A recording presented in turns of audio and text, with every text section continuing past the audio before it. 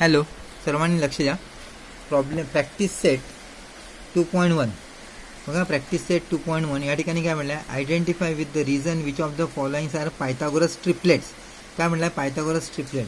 काय दिलं आहे, 3, 5, 4. तर सगळ्यात मोठी साईड्स आहे ती घ्यायची. 5चा स्क्वेअर इज इक्वल 25 फर्स्ट. त्याच्यानंतर उरलेल्या दोन लहान side 3 square plus 4 square is equal to 9 square plus 16 is equal to 9 प्लस 16 इज इक्वल टू 25. हे झालं 2.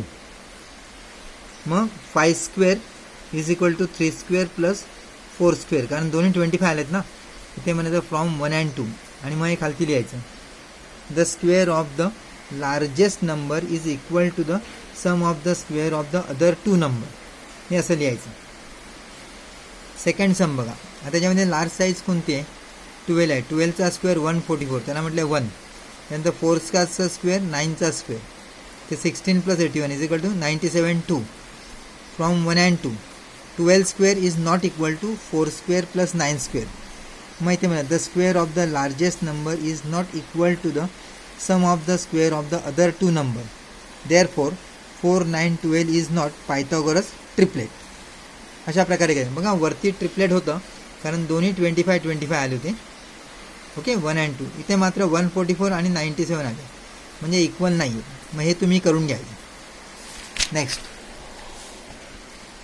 नेक्स्ट सम आपल्याला घ्यायचं आहे सेकंड नंबर सम. इथे लक्ष द्या, सेकंड नंबर समला काय म्हटलं आहे बघा, आकृती दिली आहे त्याने. IMP सम आहे. In the figure angle MNP 90, सेग NQ perpendicular सेग MP.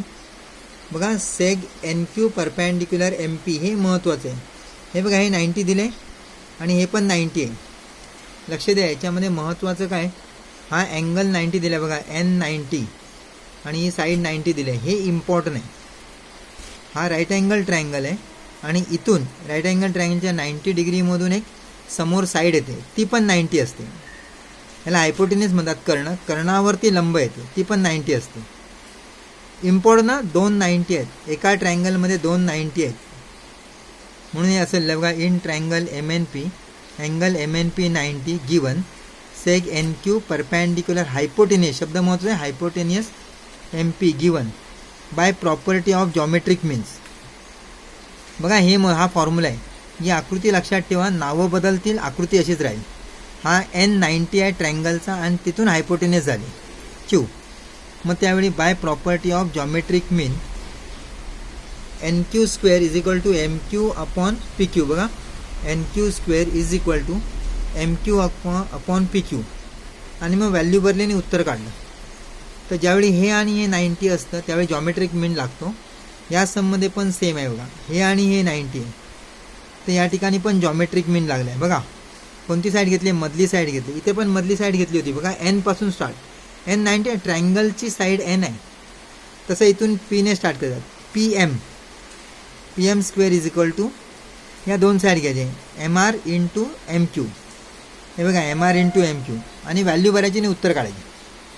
याला म्हणतात जॉमेट्रिक मीन. व्हेरी IMP सम. हे जॉमेट्रिक मीनचं सम आहे, हे तुम्हाला आलं पाहिजे. सर, टेक्स्टबुकमध्ये पण मी लिहून ठेवलं आहे जॉमेट्रिक मीनचं सम. यस, ते मी तुम्हाला दाखवतो. या ठिकाणी बघा, टेक्स्टबुकमध्ये पेज नंबर 36 वरचं हे सम आहे, थर्ड नंबर. हा बघा, N90 आहे आणि हा Q90 आहे आणि या ठिकाणी काय आलं आहे, N आलेलं आहे. तर या ठिकाणी जॉमेट्रिक मीन लागतं. त्यावेळी हे लिहायला विसरायचं नाही आहे प्लीज. फॉर्म्युल्यानंतर हे लिहायला विसरायचं नाही. आणि हा फॉर्म्युला याने वेगळ्या पद्धतीने लिहिलं आहे, तुम्ही वेगळ्या पद्धतीने फॉर्म्युला लिहिला तर चालेल. दोन्ही फॉर्म्युले एकच. म्हणजे तुमचा फॉर्म्युला असा येऊ शकतो. बघा, मी लिहितो आहे, इथे QN square is equal to PN into NR. असा फॉर्म्युला लिहिला तरी चालतो. ओके, आणि असा लिहिला तरी चालतो. दोन्ही एकच. हे जॉमेट्रिक मीनचे सम आहे. हे पण सम बघा, जॉमेट्रिक मीनचंच आहे पुढचं सम. ओके, या ठिकाणी Q90 आहे आणि S पण 90 आहे. मग या ठिकाणी पण तुमचा फॉर्म्युला असा येऊ शकतो, QS square is equal to PS into RS. आता याला काही गरज नाही. बघा, या ठिकाणी फॉर्म्युल्यामध्ये काय म्हणजे, एका बाजूला स्क्वेअर आहे आणि एका बाजूला मल्टिप्लिकेशन आहे दोन साईडचं. ते बघून घ्या, उत्तर तुमचं सेमच येणार. आता याच्यामध्ये ही साईड काढल्यानंतर उरलेल्या 2साठी त्याने पायथागोरस थेरम वापरला.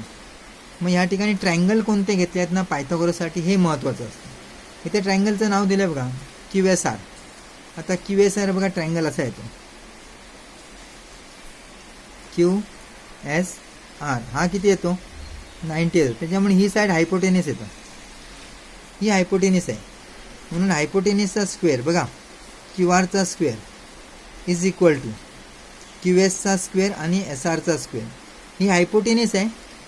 हे जॉमेट्रिक मीन्स आहे. जॉमेट्रिक मीन्सचं बघा वन साईडला स्क्वेअर आहे is equal to PS into RS आहे.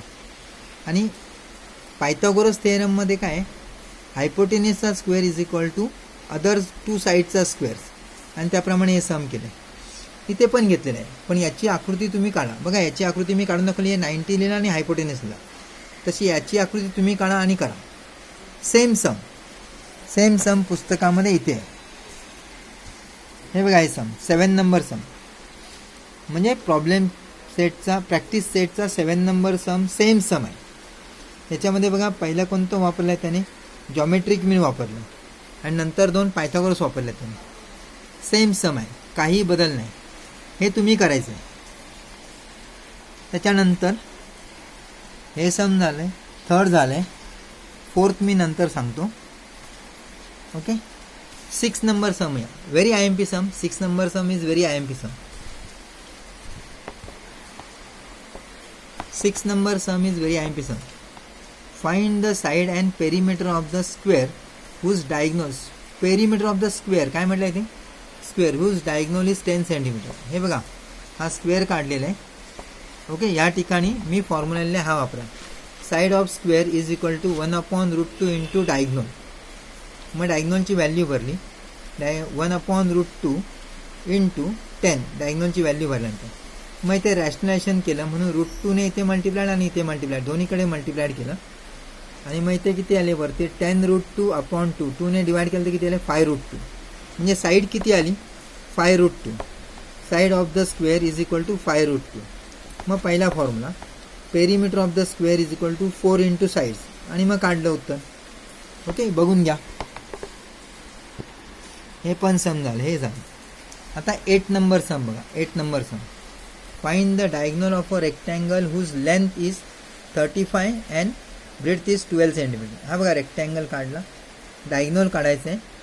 Let ABCD is the given rectangle BC 35 CD 12. In triangle BCD angle BCD 90. बघा BCD 90 हा C 90 आहे कारण अँगल ऑफ रेक्टँगल. ओके आणि जमलं नाही तर आता इथे तुम्ही सेपरेट काढा अशी आकृती. कोणतं आलं आहे D हा C आणि हा B हा किती आला आहे 90 म्हणजे हे काय झालं हायपोटेनिस. मग हायपोटेनिसचा square is equal to other 2 side square आणि मग व्हॅल्यू भरायची उत्तर काढायचं 37 सेंटीमीटर. हे पण झालं हे झालं हे झालं. हे सम मी तुम्हाला नंतर सांगेन. आता हे सम सांगायचं इज व्हेरी मी आधीच्या याच्यामध्ये एक फॉर्म्युला दिला होता तुम्हाला लिहून तो मी तुम्हाला परत एक्सप्लेन करतो एकदा. इथे एकदा 4th number sum. See the figure find PR and PS. Okay आता ह्या ठिकाणी बघा हे ट्रायंगल दिलेलं आहे. हा किती दिला आहे हे चिन्ह म्हणजे 90. This sign mean 90. This is 30. So exactly it will be definitely 60. Remaining angle of a triangle 90 they have given 30 they have given so it will definitely be 60. Okay म्हणून म्हटलं आहे in triangle PSR angle PSR 90 angle SPR 30 therefore बघा therefore measure angle SPR is equal to 60 remaining angle of triangle हे लिहायला विसरायचं नाही. नंतर हे पण लिहायचं. therefore triangle PSR is a 30 60 90 triangle by 30 60 90 triangle theorem. हे महत्त्वाचे आहे. All sentence are equal. So इथे बघा इथे म्हटलंय SR. हे बघा SR इथे आहे. आता व्यवस्थित ऐका हा फॉर्म्युला कसा लिहायचा. सपोज तुम्ही इथे उभे आहात अँगल 30 कडे उभे आहेत तर तुमच्या समोर साईड कोणती आहे म्हणजे अपोजिट साईड कोणती आहे SR. मग इथे लिहिलं आहे बघा SR is equal to half PR. PR means diagonal. जेव्हा जेव्हा आपण 30 60 90चं थेरम येईल त्यावेळी फॉर्म्युले फिक्स आहेत. फक्त तुम्हाला काय करायचं थोडा विचार करायचा. म्हणजे विचार म्हणजे कसा तुम्ही 30ला उभे आहात अपोजिट साईड्स पहिली लिहायची मग इक्वल टू लिहायची. जर 30ला उभा आहे ना तर हाफ लिहायचं इथे आणि PR लिहायचं डायग्नोल आणि मग साईड ऑपोजिट टू 30 आणि व्हॅल्यू भरायचे आणि उत्तर काढायचे. आता दुसरी साईड, दुसरा अँगल कोणता आहे 60. 60च्या अपोजिट साईड कोणती आहे SP. मग तुम्ही इथे उभे आहेत आणि साईड कोणती बघतायत SP. तर इथे बघा SP is equal to √3/2 into PR. PR म्हणजे डायग्नोल. बघा इथे पण डायग्नोल होता, इथे पण डायग्नोल होता. इथे हाफ होतं कारण साईड ऑपोजिट टू 30 म्हणजे तुम्ही 30कडे उभे होता. आणि इथे √3/2 आहे तर साईड ऑपोजिट टू 60 कारण तुम्ही 60कडे उभे आहेत. म्हणजे ज्यावेळी तुम्ही 60कडे उभे आहेत ना, इथे उभे आहेत आणि ऑपोजिट साईड बघतात, त्यावेळी तुम्हाला हा फॉर्म्युला लिहायचा आणि मग व्हॅल्यू भरून उत्तर काढायचे. असंच एक सम टेक्स्टबुकमध्ये पण आहे. हे बघा पहिलं सम, फर्स्ट सम टेक्स्टबुकमध्ये पेज नंबर 36चं फर्स्ट सम. या ठिकाणी आता मी वाचत नाही आहे, हे तुम्ही सगळं वाचून घ्या. बघा फॉर्म्युला कसा लिहिला आहे तो बघा. आता समजा तुम्ही इथे उभे आहेत, हा अँगल कोणता आहे 30, इथे उभे आहेत. 30च्या अपोजिट साईड कोणती आहे BC. ओके, हे बघा लिहिलं BC is equal to half. तुम्ही 30ला उभे आहेत ना, मग हाफ येणार इंटू AC. AC डायग्नोल आहे बघा, AC डायग्नोल आहे 90च्या अपोजिट. मग व्हॅल्यू भरून आन्सर काढले. आता 30ला उभे झालात, नंतर 60 इथे तुम्ही उभे आहात समजा, तर अपोजिट साईड कोणती येते AB. बघा इथे AB is equal to √3/2 into AC. इथे लिहायचं आहे पुढे साईड अपोजिट टू 60 आणि व्हॅल्यूवरून उत्तर काढायचं. हे पण समजा. ओके, हे झालं, हे सांगितलं. जर सगळी सम सांगितली मी, हे सांगितलं. आता हे एक छोटंसं सम आहे ते बघा, हे तुम्ही करा. हे पायथागोरस थेरम सारखं आहे, ते तुम्ही करा. हे सम तुम्ही करा, हे पायथागोरस थेरमचं आहे. 5th नंबर सम तुम्ही करा. 6 नंबर तुम्ही करा. 7 नंबर ठीक आहे, इझी सम आहे, मी सांगून टाकतो आताच. बघा याप्रमाणे असं असं सगळं दिलेलं आहे. ओके, ते पहिला ट्रायंगल कोणता घेतला according to the Pythagoras main triangle ADC. बघा ADC, पहिला ट्रायंगल ADC घेतला आहे. AC². ADC म्हणजे हा ट्रायंगल आला ADC, हा 90 आहे त्याच्यामुळे हा हायपोटेनस झाला. मग AC² is equal to AD² plus CD². आणि मग काय केलं, ADला तिथेच ठेवला आणि CDला ट्रान्सफर केला, त्यामुळे तो मायनस घेतला. मग दुसरा ट्रायंगल घेतला दुसऱ्या भावाचा ADB. बघा इथे काय घेतलं आहे AD आणि B, हा 90 आहे. ADB मध्ये काय घेतलं आहे पायथागोरस घेतलं आहे, ते हे हायपोटेनस आहे. AB² is equal to AD² plus BD². या ठिकाणी पण AD तसाच ठेवला आहे आणि BDला ट्रान्सफर केलं आहे. बघा या ठिकाणी AD², या ठिकाणी AD, दोन्ही AD² आलेत ना. फ्रॉम 1 and 2 ही साईड इथे लिहिली आणि ही साईड इथे लिहिली आणि मग मायनस आहेत ते ट्रान्सफर केले, प्लस झालं, आला आन्सर. सम IMP. ओके, एवढे सम्स तुम्ही करा. फक्त एकच सम राहिले. ठीक आहे, हे पण मी सांगतो. हे बघा याच्यामध्ये काय म्हटलं आहे, in triangle ABC seg AD perpendicular seg BC. AD perpendicular BC, हा 90 आहे. हा 90 दिलेला नाही आहे, फक्त हाच 90 आहे. ओके,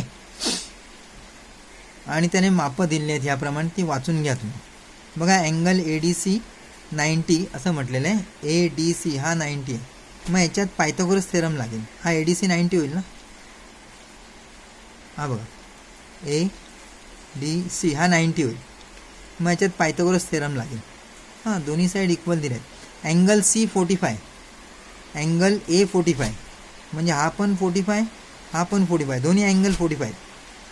दोन्ही अँगल 45 असल्यामुळे त्यांचा एक फॉर्म्युला असतो AD is equal to DC. बघा AD is equal to DC is equal to 1/√2. 45 आले म्हणून 1/√2 आला आणि हे हायपोटेनस येतं. हायपोटेनस म्हणजे काय AC, व्हॅल्यू भरली आणि मग त्याने √2 आणि √2 कॅन्सल केलं तर 8 आलं. म्हणजे हे किती आलं 8 आलं. हे पण किती आलं 8 आलं. आता BC काढायचं आहे म्हणून त्याने प्लस केलं, झालं. समजलं. हे सम मी तुम्हाला परत सांगेन, पण हे सम लक्षात करून घ्या. ओके, अशाच प्रकारचं एक सम इथे आहे 5th नंबर सम. हे 5th नंबर सम तेच आहे, सेम आहे. एक अँगल 90 आहे, दोन्ही साईड्स इक्वल दिले आहेत, म्हणजे हे अँगल 45 होणार आहे. आणि मग बघा side A B is equal to side B C is equal to 1/√2 AC hypotenuse. मग व्हॅल्यू करून उत्तर काढलं. करा, सगळे सम्स करा, लिहून टाका.